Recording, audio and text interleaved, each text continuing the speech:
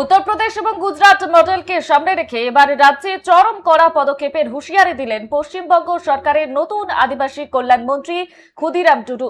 শনিবার বর্ধমান শহরের কালনা গেট চত্বরে বিজেপি কর্মীদের পক্ষ থেকে আয়োজিত একটি সংবর্ধনা অনুষ্ঠানে যোগ দিয়ে রাজ্য রাজনীতি এবং প্রশাসন প্রসঙ্গে একাধিক বিস্ফোরক মন্তব্য করেন তিনি। বেআইনি মাদ্রাসা থেকে শুরু করে সরকারি জমি দখল থেকে শুরু করে ভুয়ো কাস্ট সার্টিফিকেট সমস্ত ইস্যুতে কার্যত বুলডোজার নীতির ডাক দিয়েছেন এই মন্ত্রী।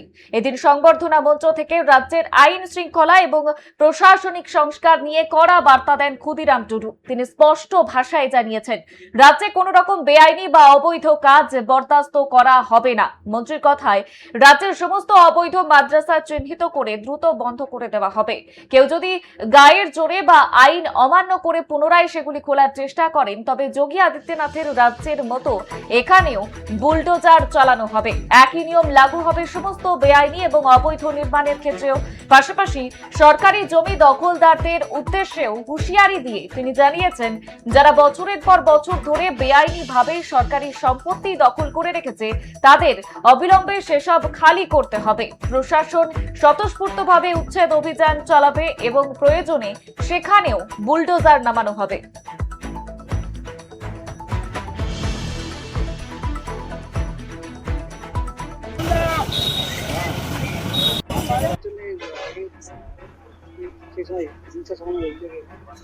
সে বুলডোজার দিয়ে লোকগুলো যারা তাদের উপর যারা অত্যাচার খেয়েছে তাদের বিরুদ্ধে এই সরকার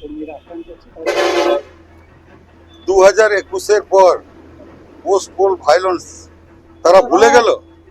আজকে ভারতীয় জনতা পার্টির লোকগুলো যারা তাদের উপর যারা অত্যাচার মার্ডার 311 জন আজকে তারা শহীদ হয়েছে, সেইগুলো ভুলে গেল।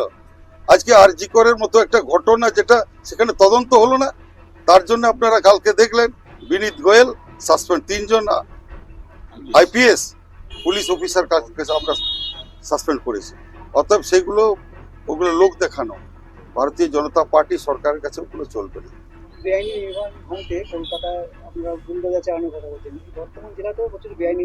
আমি তো এই বর্ধমান জেলায় আজকে আমি বললাম যে এখানে যে চার্জের জমি যারা দখল করে যেসব মানুষজন আছে, আমি চার্জের জমি খালি করে দেবো। কারণ আমি যেহেতু ওই ডিপার্টমেন্টের আমি একজন ক্যাবিনেট মিনিস্টার, যারাই এই সরকারি জমি যারা অকুপাই করে আছে সমস্ত কিছু আমরা খালি করাবো এবং সে বুলডোজার দিয়ে